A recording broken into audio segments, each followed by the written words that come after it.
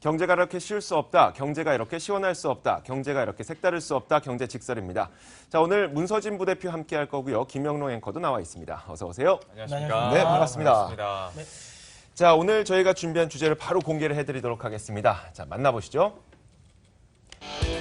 자, 오늘 준비한 주제 바로 이것입니다. 반도체 업계의 폭풍 전야. 자, 도시바의 반도체 사업 부문이 매각 매물로 나오면서 사실 지금까지 관심은 많았었는데 다시 한번 더 큰 폭풍 전야로 들어가게 되는 것 같습니다. 네. 그 지분을 지금까지는 19.9%만 팔겠다고 했다가 50%를 팔겠다.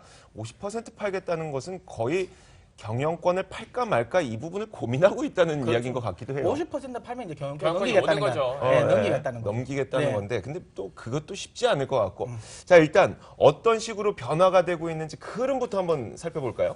뭐 어쩌다가 도시바가 이렇게 됐나라고 네. 생각을 많이 하실 텐데 괜히 원전 사업 뛰어들었다가 거기서 한 7조 3천억 원 정도 우리 돈으로 현실을 본 것으로 지금 집계가 되고 있고요. 네. 이건 시장이 예상했던 것보다 조금 더 큰 액수입니다. 그러다 보니까 이제 이거를 충당을 해야 될 테고 네. 또 도시바가 망할 거 아니라면 재원을 또 마련을 해야 되다 보니까 도시바에서 가장 또 메리트가 있는 게 또 네. 반도체 부문이잖아요. 네. 해서 이렇게 지분을 내놓기로 했는데 얘기를 해주신 것처럼 19.9% 사실 이것만 먹어도 현재 시장 점유율에서 갑자기 2위로는 충분히 올라갈 수 있는 어떤 기업이 먹어도 네. 올라갈 수 있는 수치였고 그러다 보니까 1차 입찰에서 SK 하이닉스 그다음에 마이크론 그리고 웨스턴 디지털 뭐 네네. 이렇게 했는데 돈이 더 필요한 거죠. 그렇죠. 그거 가지고는 안 되죠. 예, 이거 가지고는 땡기는 김에 확 그런 거 해서 네. 한 10조 원 규모, 10조 1천억 원을 자금 조달하는 것을 목표로 다시 한번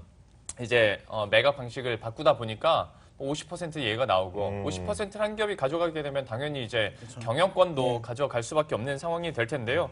이것 때문에 지금 뭐 내일 네. 다시 한번 재입찰이 되고요. 매각 시한도 1년이나 또 연장을 한 상태입니다. 음. 심사숙고해야 되는 부분이기도 하고 사실 얘기를 드린 것처럼 도시바 반도체 지분의 50%가 만약에 이제 낸드 플래시 쪽으로 이렇게 가다 보면 네. 지금 어떤 서열 이런 것 자체가 확 바뀔 수가 있는 그렇죠. 거거든요. 그렇죠. 누구에 가냐에 따라서. 그렇죠. 현재 낸드 플래시 시장 점유율이 지난 3분기 기준으로 봤을 때 낸드 플래시입니다. 네네. 삼성전자가 36%, 도시바가 한 20%, 웨스턴 디지털이 17% 네. 그리고 SK 하이닉스가 10% 정도 되고요. 4위네요, 4위. 예, 마이크론도 뭐 SK 하이닉스와 거의 비슷하죠. 오. 9.8% 그리고 인텔이 기록하고 있는데요.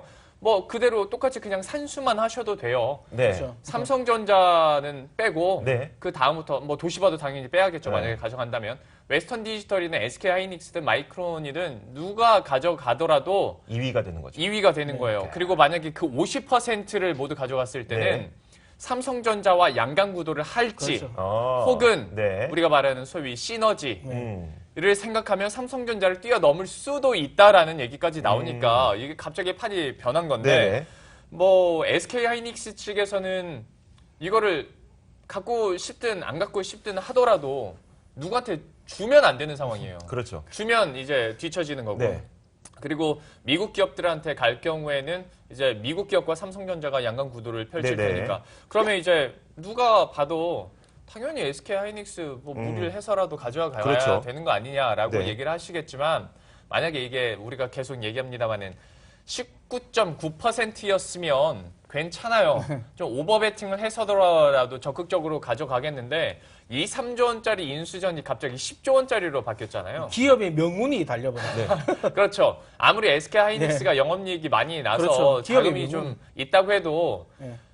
여유가 있다라는 말이 19.9% 가져갈 때는 여유가 그렇죠. 있다라는 말이 맞아요. 되는데 갑자기 10조 원짜리 인수이 네. 되면 이게 좀 하다 보니까 좀 셈법이 많이 복잡해진 부분이 있고요. 네. 또 일각에서는 SK 하이닉스가 도시바를 먹어도 시너지가 그렇게 없을 수도 크겠냐, 있다. 뭐 네. 없을 수도 있다라는 얘기가 나와요. 근데 저는 이 부분에서는 좀 다르게 생각하는 게 시너지를 떠나서 앞에서 말씀드렸습니다만 뺏기면 안 되니까, 예, 뺏기면 안 되니까 네. 하는 부분이 있죠. 사실 이게 그 SK 하이닉스나 뭐 반도체 사업을 하시는 그런 기업들을 보면은 대부분 두 가지의 그 반도체로 나뉘게 되잖아요. 크게 보자면 뭐 D램, 그렇죠. 그렇죠. 반도체와 그리고 낸드 플래시 반도체. 그런데 사실 SK 하이닉스가 D램 반도체 시장에서는 그래도 시장 점유율이 꽤 높아요. 삼성전자 다음으로 맞아요. 2위를 차지하고 있으니까. 그런데 D램이 문제가 아니라 이제 앞으로는 D램보다는 낸드 플래시라고 하는 전원이 꺼져도 이 기록 정보가 보관이 되어 있는 낸드 플래시가 훨씬 더 그렇죠. 촉망받다 보니까 낸드 플래시 시장을 늘려야지 SK 하이닉스가 앞으로 또 성장을 할 수가 있는데 이것을 만약에 도시바에서 인수하지 못하게 될 경우 시장을 빼앗기게 되는 네. 그런 그 결과를 가져올 수가 있기 때문에 정말 생존의 문제인 것 그렇죠. 같아요. 이거는. 중요한 거예요. SK 하이닉스가 언제까지 D램으로만 먹고 살 거 아니잖아요. 그렇죠. 네. D램, 낸드 또 우리가 방송하기 전에 잠깐 얘기를 했습니다만 또 새로운 먹거리가 나왔을 텐데 그때 시장 점유율을 잡고 있지 못하다 보면 뒤처지는 거거든요. 네, 네. 하다 보니까 가져가야 되는데 도시바가 일본입니다. 그러니까요. 이게 좀 그래요. 그러니까 일본 같은 경우에 그리고 도시바 반도체라는 것도 또 하나의 그 특수성이라는 네네. 게 맞죠. 도시바가 갖고 있는 그 핵심 기술 과연 외국 기업에 팔까? 경영권까지 가져가게 되면 도시바 반도체 부분이 외국 기업 예를 들어서 그렇죠. 한국 기업이 된다 치면 네. 일본 사람들이 가만히 있겠냐 이거죠. 그렇죠. 그러니까 어떤 기술력인 측면에서도 그렇고 경영권 측면에서도 그렇고 일본 측에서는 국외 그러니까 해외 기업들한테 파는 거를 굉장히 꺼려한다는 거죠. 네. 여론도 이미 사례가 전반적으로 있잖아요. 그럴 테고. 그러면 샤프도 그랬고, 네네. 그다음에 이번 도시바 쪽에 이제 가전제품 자체도 이제 그 중국 쪽에 넘어가면서 사실 좀 많이 안 좋아졌어요. 왜냐하면 막상 딱 넘어간 이런 게 됐죠. 샤프가 넘기면서 이렇게 된 게 뭐냐면 아니 넘겨놓고 나니까 디스플레이 가격 많이 올랐거든요. 패널. 안 넘겼어도 안 됐냐. 오히려 네. 중국한테 좋은 것만 하지 않았냐라는 국민 정서가 굉장히 많아요.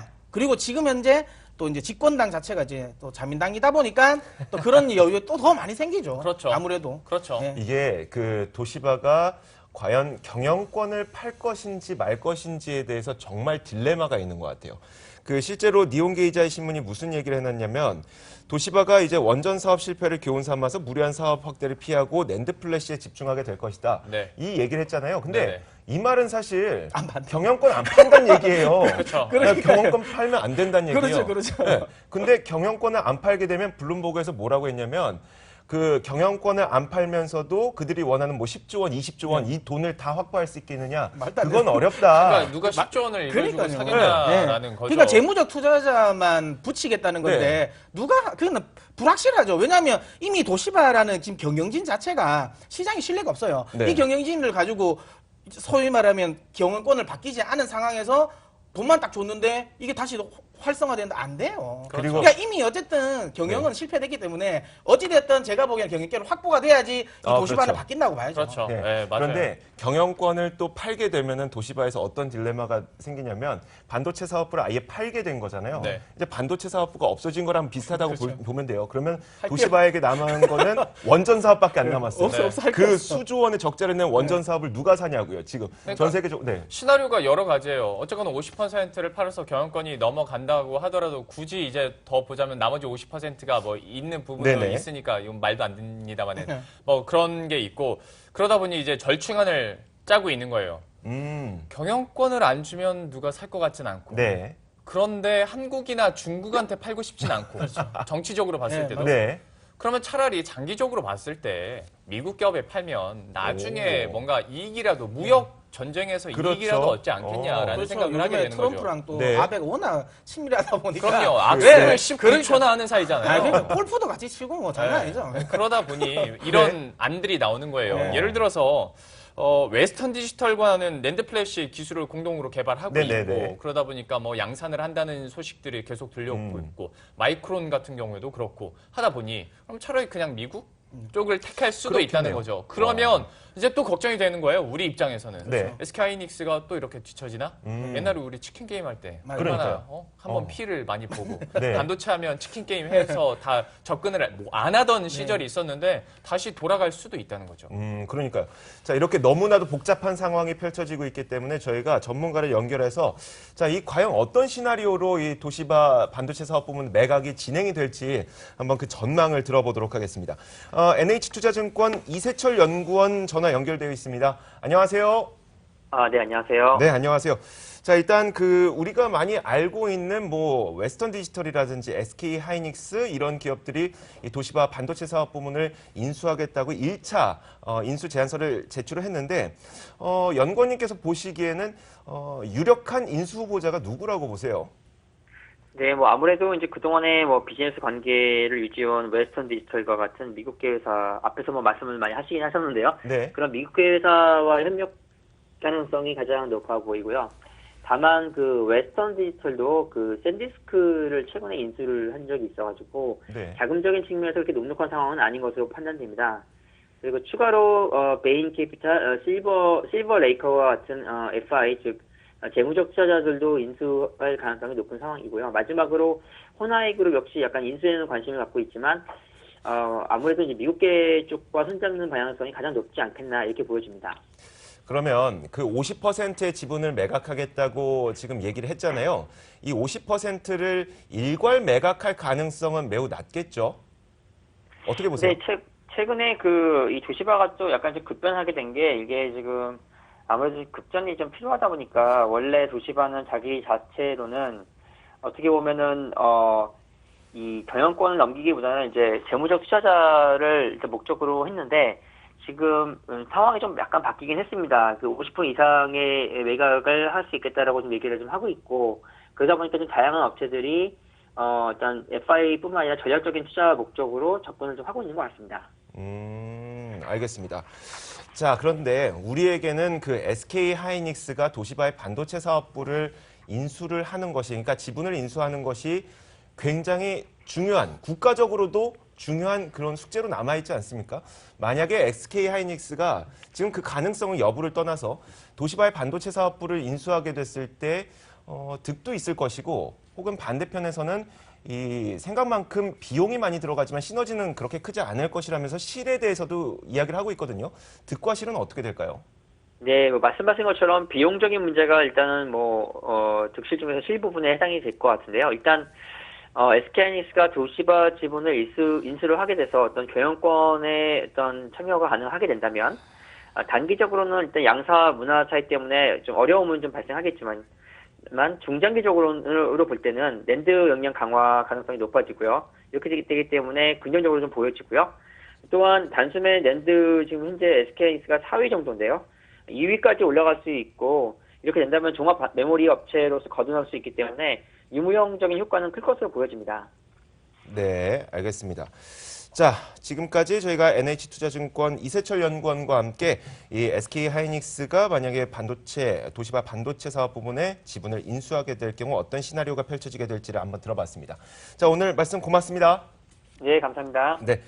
자, 그런데 우리가 이 반도체 사업부 인수에 대해서 이야기를 하면서 간간히 들리는 이야기가 만약에 정말 만약에 삼성전자에서 인수 의향서를 제출하게 된다면 지금 할 때가 아니죠. 그런데 만약에 근데 네. 저는 가능성은 뭐 사실 제로라고 하면 그런데 네. 한 0.1% 미만이라고 봅니다. 왜냐하면 사실 이거는 뭐 정치적인 이것도 있긴 하지만 네네. 그거 아니더라도 실질적으로 기술력 자체가 3D 낸드와 관련된 부분에서는 사실 앞서는 부분이 많단 말이죠. 네네. 그러니까 뭐 기술 관련 시너지도 그렇다 치더라도 중요한 건 뭐냐면 만약에 삼성이 이 자리에서 도시바를 인수해버리면 뭐가 되냐면 반독점법에 걸려요. 말하고 싶었어요. 예, 그 그거 걸려버려요. 걸려요. 네, 네. 예, 안 그래도 지금 미국은 뭔가 틈만 나면 지금 꼬투리 잡으려고 하는데 네, 네. 무조건 걸리죠. 그 다음에 중국 쪽도 이게 걸릴 수밖에 없어요. 그래서 사실 개인적으로 지금 삼성은 이런저런 변수로 인해서 사실 인수할 의향은 거의 없다고 보면 됩니다. 저는. 네. 현실적으로 불가능하다. 가져가면 한 60에서 70% 점유율을 먹게 되는 그러니까요. 거고요. 이거는 손해예요, 손해. 오히려 더 그렇죠. 손해. 그리고 이제 삼성이 생각하고 있는 신수종 사업과는 또 좀 그렇죠. 거리가 있는 네, 부분이니까. 아니에요. 네, 맞아요. 그리고 이거 사인해줄 사람이 지금 없어요. 그렇잖아요. 그렇죠. 네. 그렇죠. 그래서 문제가 또 한 가지가 불거지는 게 SK 하이닉스가 네. 만약에 최순실 게이트 특검의 다음 칼날로 지목이 된다면 네네네. 이것도 사인해줄 사람이 없어져요.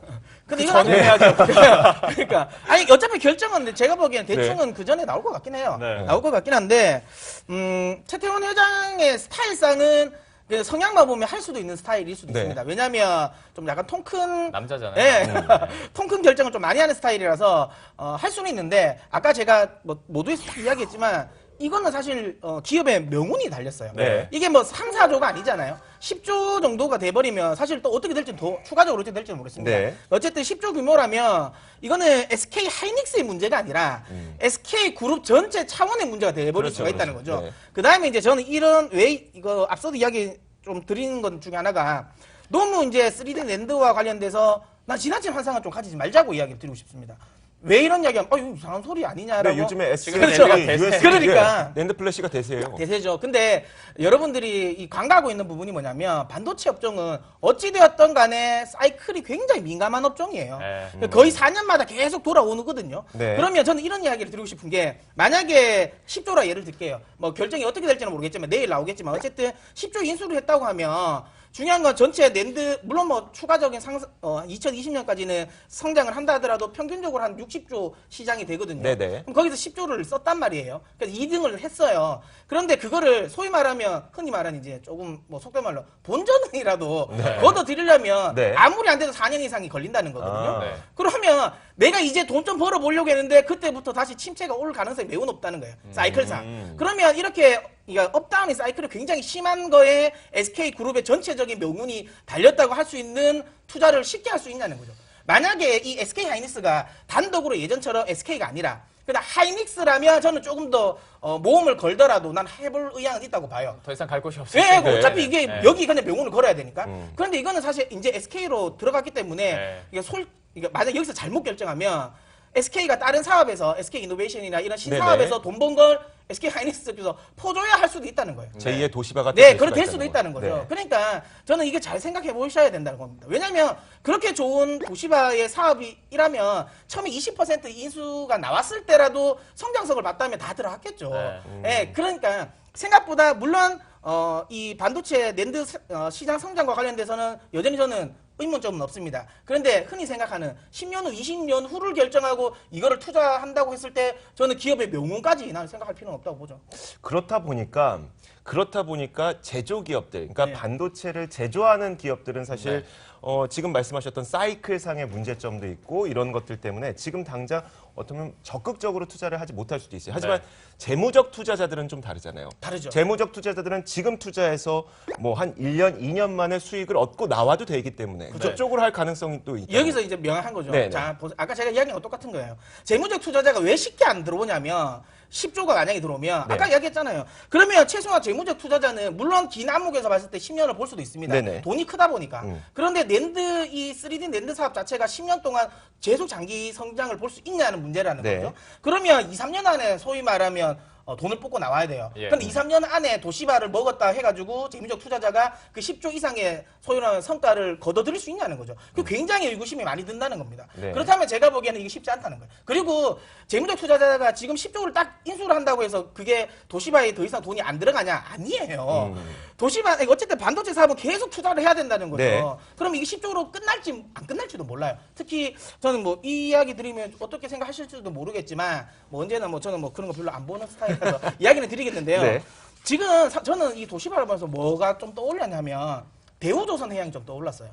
그러니까 부실이 예전에 다 털어냈다고 해가지고 끝났다고 했는데 결국엔 또 분식회계 관련 이야기 나오면서 부실이 계속 나오거든요. 네네. 근데 지금 도시바가 똑같아요. 도시바가 2015년에 한번 부실회계를 한번 걸렸어요. 그러면서 손실이 계속 많이 나왔단 말이죠.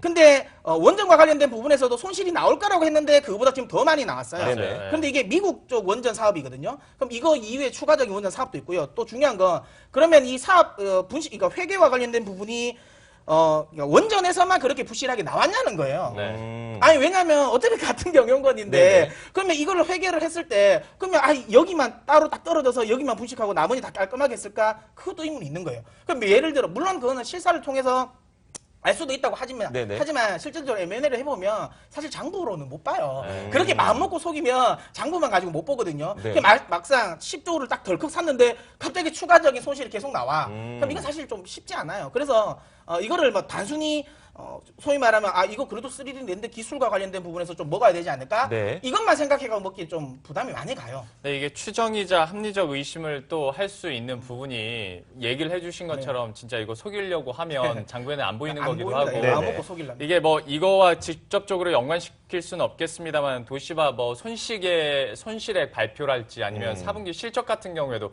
원래 날짜보다 갑자기 막 일주일 미루고 막 네네. 그랬었잖아요. 네. 뭔가 문제가 있어서 아니, 그런 거 그리고 아닐까라는 느낌을 갖는 거죠. 이 이것 때문에. 도시바는 사실 이게 많아요. 정가가 많아. 왜냐하면 특히 이제 3D 랜드와 관련된 기술 관련 부분에서도 항상 좀 뻥을 많이 쳤어요. 뭐냐면 맨날 32단 나올 때도 삼성보다 먼저 나온다 그랬거든요. 네. 항상 뒤졌어요. 최근에도 이제 기술력과 관련된 부분에 있어서 64단 관련 부분을 이제 웨스턴 디지털과 함께 해가지고 처음에는 올 상반기 안에 발표를 한다 그랬거든요. 네. 근데 지금 그러니까 지금 한 거 시험 양산이에요. 시험 양산, 예. 네. 그러니까 본격적인 양산은 원래 상반기에도 한다고 했는데 미뤘어요. 하반기에 한다 그랬거든요. 네. 그래서 중요한 건 이거 몇 번을 그런지 모르거든요. 실질적으로 양산이 돼 봐야 돼요.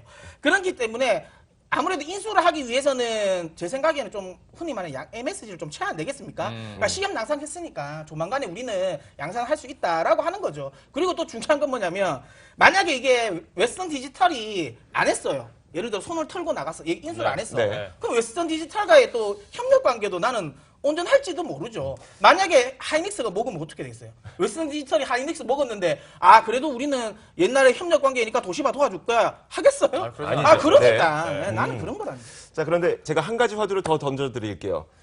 애플이 인수 후보자로 또 거론이 되고 있던데. 제가 방송 전에 그 말 했잖아요. 다 콧방귀 끼더니 아까 애플 그러니까 네. 여기는 아까 소니를 얘기했었고. 아니 그래도 캐논. 예? 저 캐논. 캐논. 캐논. 캐논을 얘기했었고. 자, 오늘 마지막으로 이 화두를 좀 이야기를 해보도록 하죠. 근데 이거는 그냥 소설이잖아요. 네, 그렇죠. 소설 쓸 수 있는 거잖아요. 시나리오죠. 저는 애플 쪽으로 간 거고. 네. 왜냐면 저는 뭐 애플이 뭐 이렇게 해서 막 되게 직감적이고 분석적인 그런 게 아니라 돈이 많고 미국 기업이기도 하고 일단 애플도 쌓아둔 돈만 해도 뭐 몇백 그럼요. 조가 되니까. 할 만한 장사 아닐까. 근데 라는 생각? 사실 나이키라든지 구글이라든지 애플의 사업 구조를 보면 제조업을 자기가 직접 인수할 가능성이 거의 그렇죠. 없다고 그건 봐요. 그래요. 네. 네. 왜 그냥 그 걔들 마인드는 그거거든요. 우리가 왜 이렇게 귀찮게 일일이 이런 걸 신경 써? 그냥 우리는 소위 말하면 이제 시장의 지배자 역할을 하면서 그냥 단가 후려치고 그래서 하면 되잖아. 사면 그래서 돼. 인수 그럼 후보자로 되지. 또 떠오르고 있는 곳이 대만 홍하이 그룹 아니겠습니까? 그렇죠. 애플의 그 애플 아이폰을 대신 생산해주고 있는 그렇죠. 홍하이 쪽에서는 또 가능성이 나오고. 근데 있고. 이제 아까 이야기한 것처럼 이제 그건 중국 기업이다 보니까 네. 정치적인 리스크가 있을 수 있죠. 대만 기업이죠. 대만은 하나의 중국을 지금 이야기하고 사실 중국어로 생각하죠. 근데 네. 저는 그런 이야기를 많이 드리고 싶은 게 만약에 정치적인 상황을 배제한다면 사실 가장 인수 가능성이 높은 건 중국 기업이 맞습니다. 네. 네. 왜냐하면 사실 이제 재무적으로 가장 안정적이거든요. 중국 정부가 아주 지원도 잘해줄 거기 때문에 네. 괜찮지만 사실 정치적인 리스크를 무시할 수는 없기 때문에 네. 그렇다는 거죠. 그래서 저는 사실 뭐 소니도 네. 나쁘지 않다고. 캐논이라니까요. 지금 수건이는 지금 자기도 지금 죄송합니다. 여기도 지금 뭘 캐논 아파요. 정정합니다. 미안합니다. 캐논, 캐논이 또 캐논. 이렇게 네. 하긴 했는데 네네. 어쨌거나 우리나라다 보니까 뭐 SK 하이닉스로 다시 우리들은 이제 팔이 안쪽으로 구부릴 수밖에 네, 그렇죠. 없는데 요즘에 이런 기사도 참 많아요. 삼성전자 이재용 부회장은 어떤 생각하고 있을까? 삼성전자 여기서 그래도 1등 기업인데 아무것도 못하고 있으니까 얼마나 답답할까. 네. 그리고 두 번째는 지금 나오는 SK 사진이, 최영장은 과연 저거를 통 크게 살까 말까. 호랑이상이에요. 아니 저 사진만 보면 한 10조는 그냥 쓸 것 아, 같아. 근데 저런 사진 이렇게 네. 째려보고 있는 사진 하면서 옆에 언론 뭐 기사들이나 이런 제목들을 보면 진짜 살 것처럼 얘기해요. 그냥 뭐 고민한다 뭐 이런 게 아니라 제목들이 다 사마로. 네네. 다 이런 맞아요. 식이거든요. 하다 보니까 좀 깜짝 놀랄 만한 투자가 있을 수도 있고 그리고 실제로 어떤 적극적인 투자를 한다고도 이미 많이 밝혀왔었으니까 어떻게 될지는 역시 한번 내일 봐야겠죠. 그러니까 빠르면 내일 다시 한번 도시바가 그 인수의 조건을 달리해서 다시 한번 입찰을 받을 가능성이 있습니다. 내일은 한번 주목을 해보도록 하겠고 저희가 이제 결론을 좀 내려보도록 하죠. 두 분 가운데 김영로 앵커 먼저 말씀을 해주세요. 제 결론 직설은 잠깐 언급도 했습니다만 치킨 게임의 추억이라고 해봤는데요. 좀 새로운 국면의 치킨 게임 같은 느낌이 들었어요. 그런데 얼마나 반도체 주들과 반도체 산업 자체가 치킨 게임 때문에 힘들었습니까? 네. 이번에도 그 악재는 좀 피해가야 되지 않을까라는 생각이 들어서 이렇게 해봤습니다. 네, 문서진 부대표요. 저는 뭐 계속 이야기를 드렸지만 뭔가 여론에 떠밀려서 급하게 하면 안 됩니다.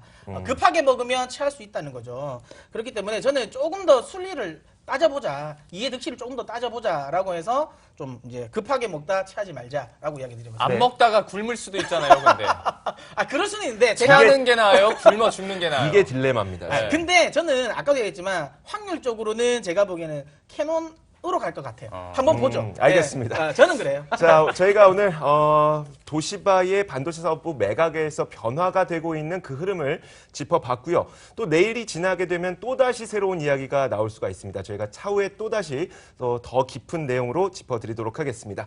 자, 지금까지 딜라이트 파트너스 문서진 부대표 그리고 김영롱 앵커 함께했습니다. 오늘 말씀 고맙습니다. 수고하셨습니다. 그렇습니다.